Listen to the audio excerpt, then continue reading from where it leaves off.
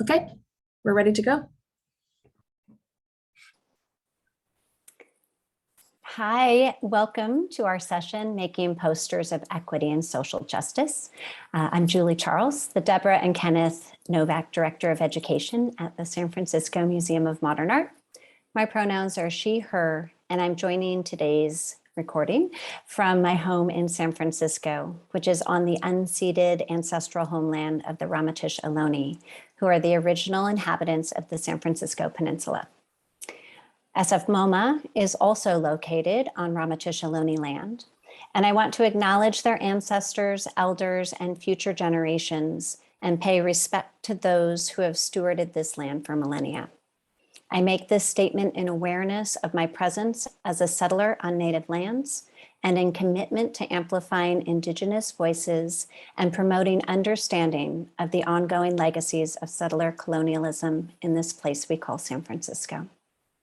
It's so great to have you all joining us today. Before Tamara and I give you a bit of history and a brief overview about SF MoMA's work with Bay Area teachers in our teacher advisory group, I'd like to ask my colleagues to introduce themselves to you. So I'll pass it to you, Tamara.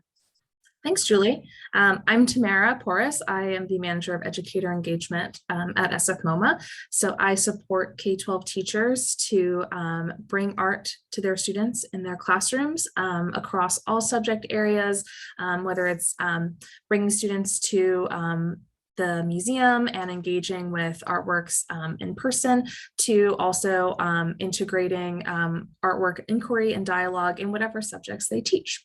And with that, I'll pass it over to Deborah. Hi there, I'm Deborah Shushan and my pronouns are she, her. I'm coming to you from my home in Albany, California, which is on the unceded territory of the Ohlone people. And I teach high school at Salesian College Preparatory in Richmond, California. And I'm very happy to be here. I'd like to turn it over to my colleague, William Heidenfeld. William, so formal. Hi, my name is Billy Heidenfeld, and I very happily teach alongside Deborah Shushan at Salesian College Prep. I'm coming to you live on this recording from Oakland, California, on the unceded territory of the Chochenyo Ohlone people, specifically Huichin. And I'm very, very happy to be part of our presentation and discussion today. Thank you all. So with that, you can see our pretenda, and we are firmly in the intro and background moment here. So why don't I take a moment to give you a little bit of contextual information about our teacher advisory group. Billy and Deborah worked with me and Tamara as part of our fall 2020 teacher advisory group.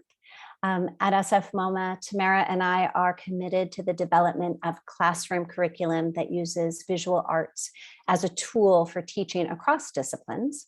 And through the teacher advisory group, which we affectionately sometimes call TAG, we collaborate with Bay Area teachers to develop, test, and present arts integrated curriculum. The beginnings of our teacher advisory group came while SF MoMA was closed for expansion. We knew that the new building would more than double the space dedicated to presenting both traveling exhibitions and collection-based exhibitions of photography. That said, we didn't have many teacher resources focused on our photography collection, in part because as a light sensitive works on paper, the photographs rotate off view regularly. And we wanted to make an investment in developing teacher resources for works in our photo collection. And we've long involved teachers in that work. So the teacher advisory group in its sort of current iteration was born. Since that moment, we've expanded our focus of the teacher advisory group, sometimes inviting cohorts to examine different areas of the museum's collection, sometimes bringing together specific groups of teachers. In the case of Deborah and Billy's cohort, we invited 2 teachers from the same school to create collaborative lesson that stretched across the different classroom contexts. So now let me pass it again to Tamara, and she'll give you some more details about how our teacher advisory group process for developing lesson plans with us comes about. Thanks, Julie. So we have a new cohort of teachers every semester. So we have 2 per academic year. And sometimes teachers will repeat being in tag with us multiple times, which is really exciting. We usually have a pretty intimate group, somewhere between 6 and 10, depending on the semester, because we really want this to be a pretty close working group of this professional support.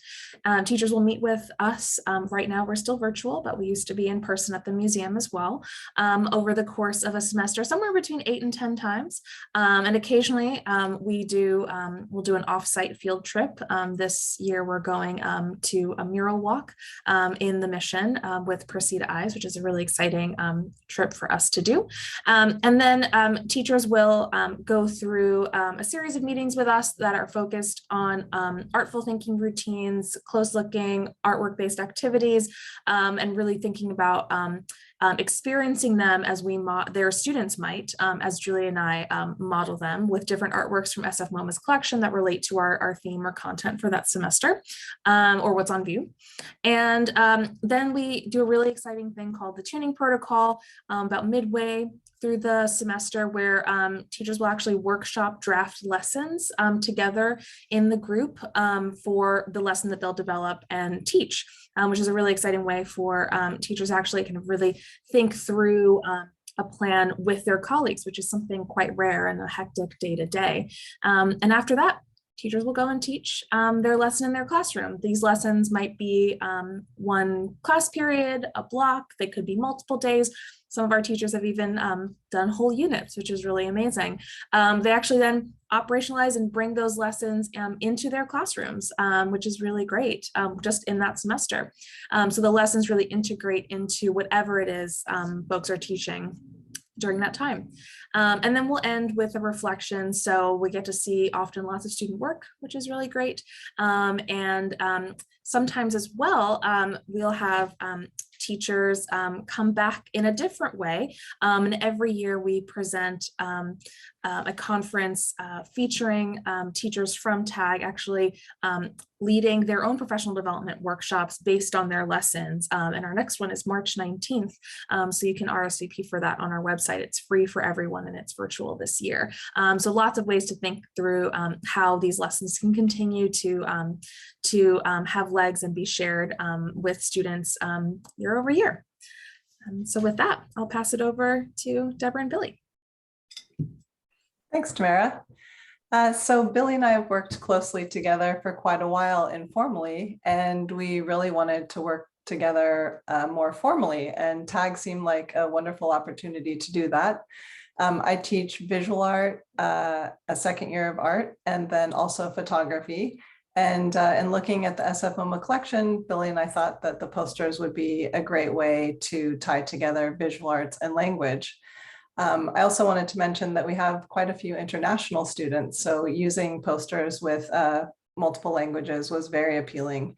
And also I just truly enjoy working with Billy. So Billy? Thank you for that, Deborah. So while Deborah teaches the second year art classes and also works in photography with our students, I teach all of the French classes at our school. And in talking with Deborah and in working with Tamara and Julie, we really wanted to do a focused unit that brought my intermediate advanced high school level French students together with Deborah's second year art students in this unit that Deborah described. And in addition to Deborah's description of our student population, we also have quite a large number of locally born and locally raised students who already come to our school with 2 or 3 languages from home. So then bringing French into the mix, we have quite a multilingual population, and we wanted to really use this text type and also this art type to be able to explore that. So during this session, what we're hoping to do, this pretenda we're going to pretend to get through all of this in our recording and adapt it for a recording is to, as you see on the share screen, look at some artwork from SF MoMA's collection, as well as other pieces that we brought in, especially from a French perspective and Francophone perspective, to actually look at and think about and wonder about different art pieces. And we can show you what other art educators had to say in looking at art. Then be able to share what our students thought of the art they looked at and how that inspired and challenged them and motivated them to create their own pieces of art. And then propose ways to all of you who are watching this recording today to brainstorm and think about how you could adapt this for your own practices, whether as artists or as art educators. Then look at some final products. What did our students create at the end of this journey and how did they reflect on that? And then be able to share our own reflections on this. And again, at the very end of this, if there are questions that arise for you from our recording, please email us. You will see our emails at the end of this recording. So let's jump in and look at some of our essential questions that guided this unit. So Billy and I both noticed that kids are very hungry to address their personal and political beliefs. And so we propose these two essential questions. One is, how can posters tell stories about the personal and the political? And how can you create your own poster to reflect aspects of your personal and political beliefs?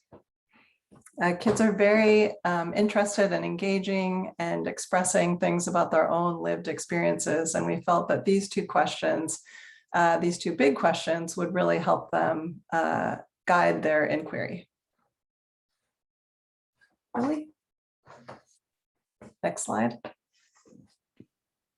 And so today we're going to talk about today's objectives. And as I look at that, you can, as I go through that, you can also see an early draft of some of our student work, how they were mapping out ideas that were important to them. You will see different languages. You will see on the paper, the brainstorm. And at the end of this, you will then see what the final product looks like. So remember this image. So we're hoping that by the time you are done with this recording, that we will have helped develop and provide a shared vocabulary, especially around image making and curatorial description. How will students write about what they've created as if it were to hang in a gallery? Hopefully you will gain resources around using artwork from the rich and vast SF MoMA collection. Hopefully have opportunities to brainstorm and utilize artful thinking routines around equity and social justice posters.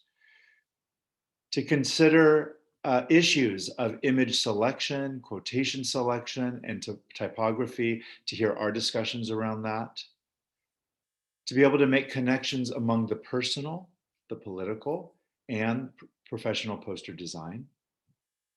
To introduce ways to develop target language vocabulary, so any art educators, as well as any language educators tuning in today, how to develop that target vocabulary language about one's beliefs and about art.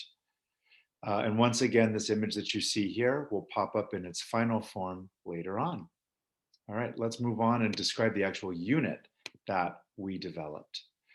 So what you'll see on this slide, exactly on this left side, you will see our general activities in the unit. What were the 4 big things that we wanted to make sure students were able to experience?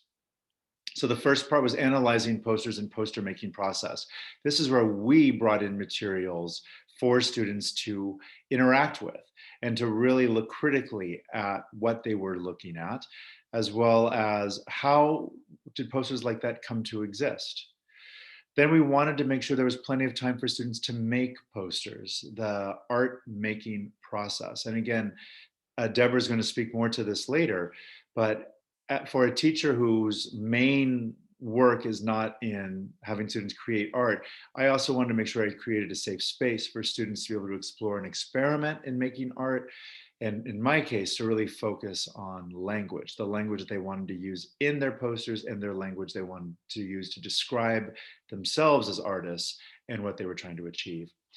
Then we wanted to give students an opportunity to present their posters. And when we first did this unit, we were working in a high flex model.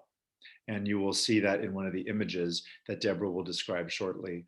And then we also wanted to build in student reflection on the entire process. Once they were done, for them to be able to reflect on what the process was, how they felt about what they created. And again, give you a sample of who our students were. We teach at a Roman Catholic private school. The particular classes that Deborah was working with, she had 26, these were high school age students of second year art. And my class was 9 high school age students of a third year French as a foreign language for their field of study. And again, you'll see that our student body are really the last 2 years of high school. So they already have some life and experience and language and art skills under their belt. Deborah. Thanks, Billy. So on the right-hand side, we'll have a couple of images coming up.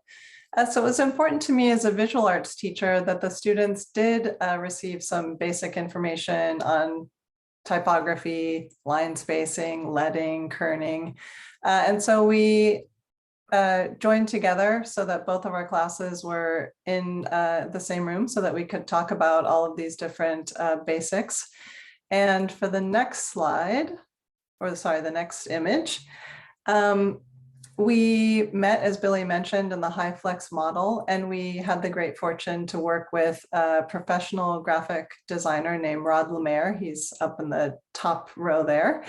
And we collaborated with him. He has a company called Mission Minded in San Francisco, California. And the kids benefited from hearing about his career as a graphic designer. And his company specifically focuses on nonprofit agencies and helping them with their branding and marketing. We surveyed the students before and after we worked with Rod, and that really helped guide our discussion. Students were able to interact with him. And overall, it was a really wonderful experience to have our classes joined for both the typography and working with a professional graphic artist.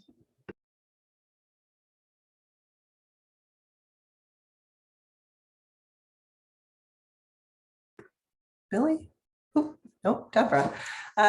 Okay, so you'll see here in the center that we have several questions. What do you see? What do you wonder? What do you think? And these are several artful thinking routine questions.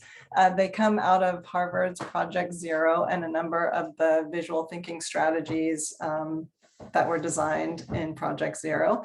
And we found that they're very helpful in terms of guiding students through the process of looking at an image, looking at the language, and how it all goes together. Let's see.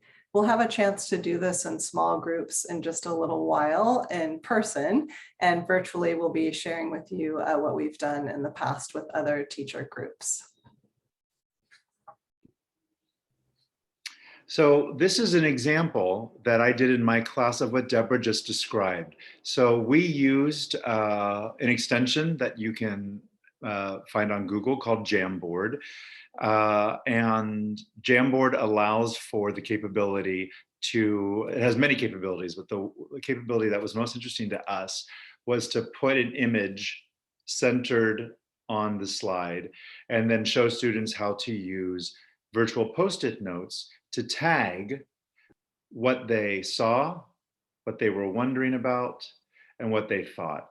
And for this particular image, this comes out of, this one is one that is one of the few ones we use that does not come from SF MoMA's collection, but we wanted to show a bit of the history of student protest in Paris, and using this image centrally.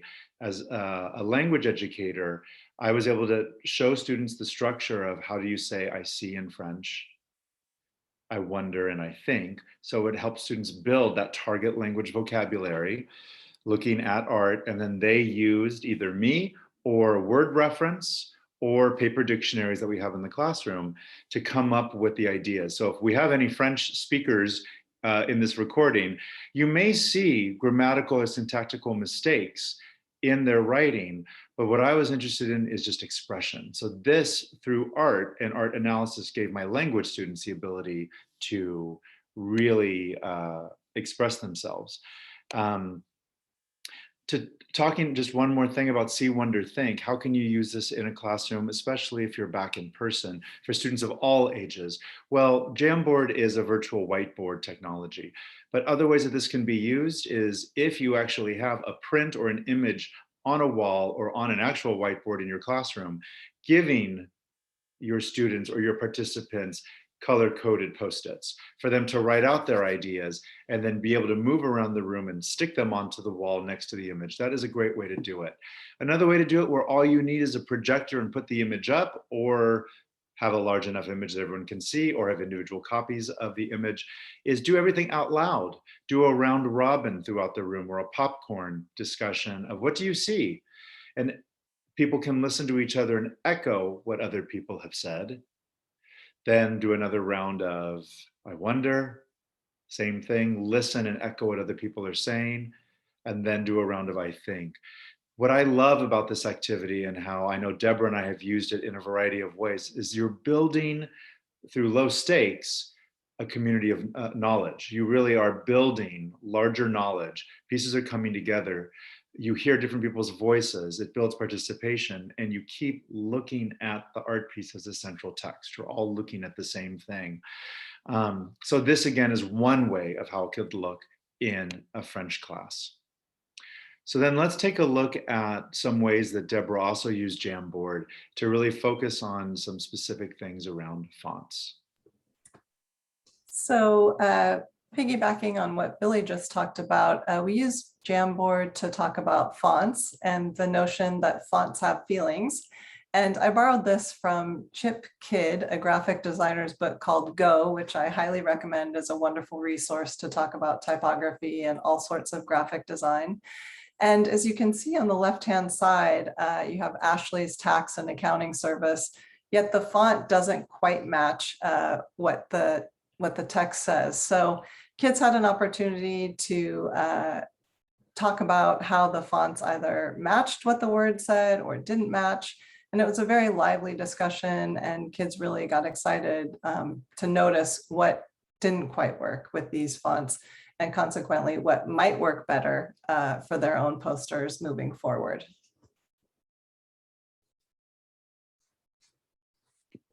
Thank you for that, Deborah. So Tamara, who is working our presentation, Tamara, if you're able to click on that Jamboard link there, we're able to show you what other art educators did with some of these images. And I can kind of walk you through what you're seeing. Thank you, Tamara. So these, again, the posters that are here, and Tamara, if you can click through the arrows at the top, just kind of give you an image. These are all images. So both of the, yep, these images are all part of SF MoMA's poster collection. And in fact, I believe last year, several of these were on display in part of the free area of the museum. So anyone visiting the museum would have been able to see these in the context of political movements, especially in the second half of the 20th century. So by looking at any one of these, what we've done with participants is where I have put that block arrow, it points to on Jamboard where you can do sticky notes. And when you click on that, what you'll see is it opens up a sticky note. You can choose the color, absolutely. And you can decide any color you want, or if you want to really color code it for your participants or your students, you could say, okay, all of the I see comments, I want yellow, all the I wonder comments, I want green, and all the I think comments, I want orange. However you want to organize that. And what's lovely is the Post-it pops up. Participants can then drag it anywhere on the screen. They can enlarge it by clicking on the edges. And again, you can then control where it goes. What I love about this is this comes from a workshop we have done weeks ago but this still exists. I can download this. I can print this. I now have a memory of what we did that day, and I can refer back to it through the unit. So that shows some of the affordances that you can do with a Jamboard and how you really build knowledge together. So thank you for walking us through that, Tamara. And now we want to take a chance. I'm going to turn it back over to Deborah. Actually, let me chat a little bit about this, but we're going to hear Deborah's voice on a short recording. So in the recording we're about to listen to, this is from one of our live classes. And Deborah was walking all of our students through looking at a poster and using vocabulary and prompts to really get them thinking about it. We wanted to move the student process along and invite them to examine pieces from SF MoMA collection. So this is what it sounds like.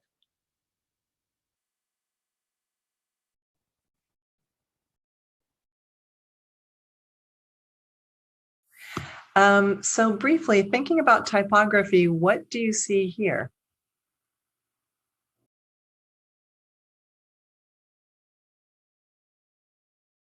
What do you notice about typography here?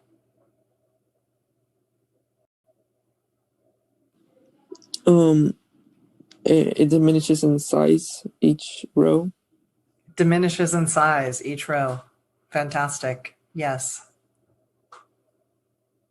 The letters aren't too like sharp or bold. They're more like a little rounded. Okay. And maybe would you say sans serif or serif? Serif.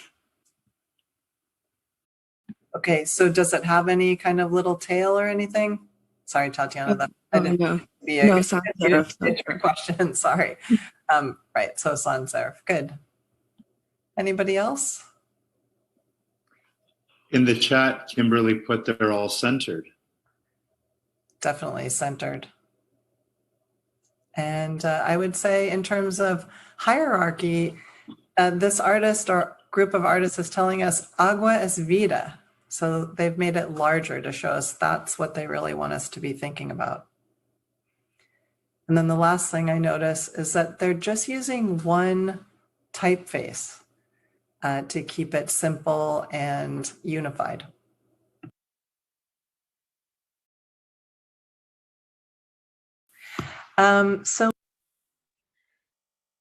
So in the live versions of our presentation, we like to leave time for participants to do a poster brainstorm and creation.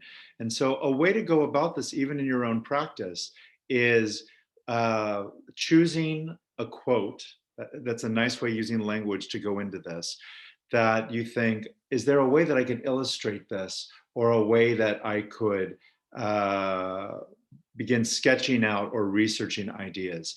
So Tamara, if you do one more click, you'll see that what we have done is we've taken from Nina Simone, musician, activist, civil rights leader. We took one of her quotes, I'll tell you what freedom is, no fear. And then using questions like these as prompts, it's a way to do a brainstorm. So this was a way, at least in my class, I would take a French statement, a slogan of sorts, and then have students kind of map out a way that they could create art around that. We're not going to take the time now to do the poster brainstorm and creation, but that is something that is an integral part of not only this workshop, but of course the student experience. So now we're going to jump to students have created work, which we're going to see, how do we actually assess that? How do we actually take something that actually is so personal and be able to give them feedback on that? So Deborah's going to first speak from an art educator point of view. How would you do that? And I'll talk about what was important to me as a language educator. Thank you, Billy. So Billy and I spoke quite a bit about assessment, and I realized that it was important to me. It is important to me to look at the aesthetic piece, especially since we talked quite a bit about typography. And if you look over here on the left, I did talk with them about their growth in terms of this project, their composition and design in terms of unity and using some of the art elements and principles. We did talk about form follows function. And it was important to me that they took care with their work, whether they were creating it traditionally by hand with watercolors or markers or mixed media, or if they were creating it digitally. And then last but not least, creativity, of course, the way that they used their designs and also their typefaces and fonts to amplify their designs. And Billy, how about yours?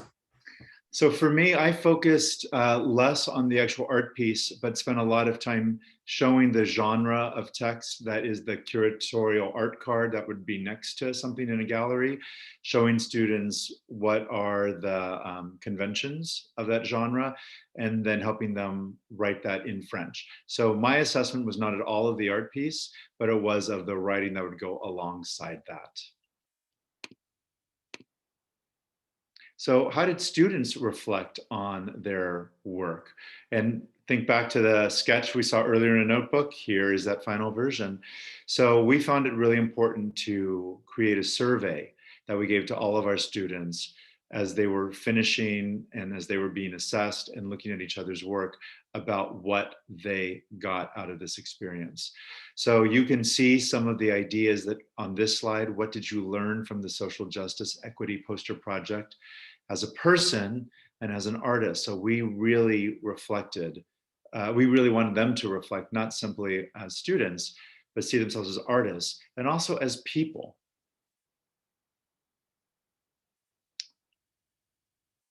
We could go to the next slide, or Deborah, if you have more to say. Just very briefly, I wanted to mention that something that we both did, which I think was very powerful, was we waited a little bit of time before we had students reflect. And I think allowing that amount of time really provided space for students to think deeply about what they created. Thanks. So this, once again, you'll see on the right, this is a sketch. Don't worry, we've got the final one coming up for you. And then more comments from students. So you can really see that students gave very rich answers after this, after taking that time away from the project, as Deborah said. So let's look at some more final pieces and what our takeaways were.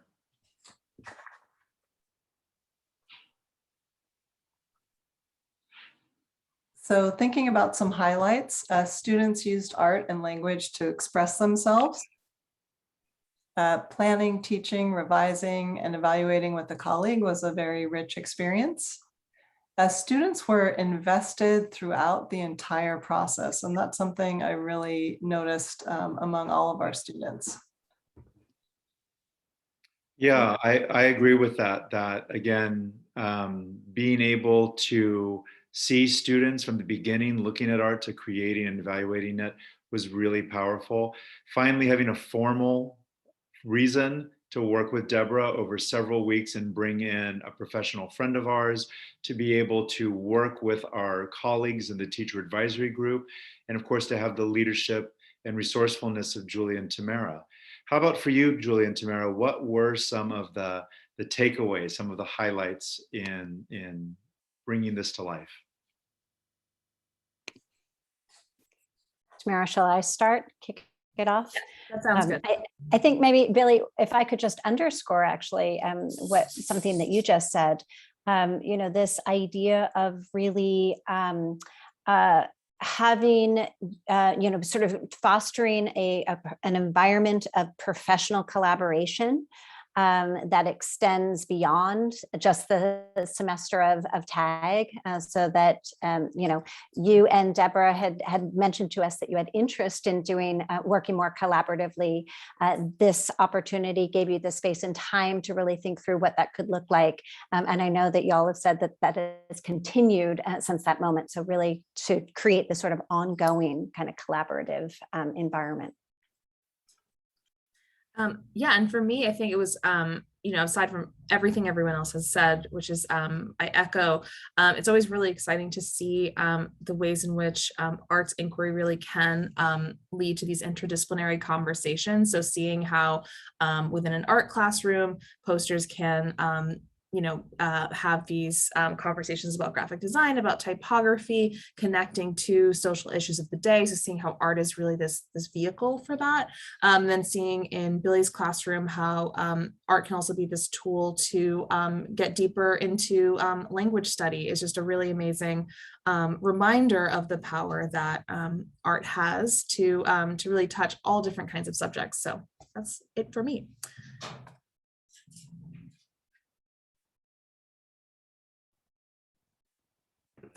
So we wanted to share also that we reuse many of these different activities. Excuse me.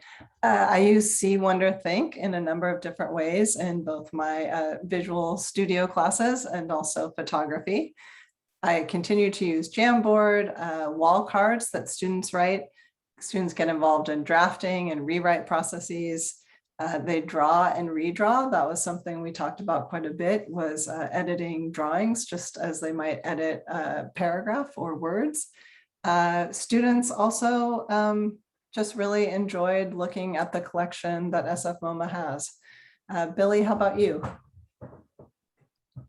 I echo all that too. I use See, Wonder, Think all the time, and also just building in more opportunities for students to sketch and to draw in language learning. So I absolutely use that a lot.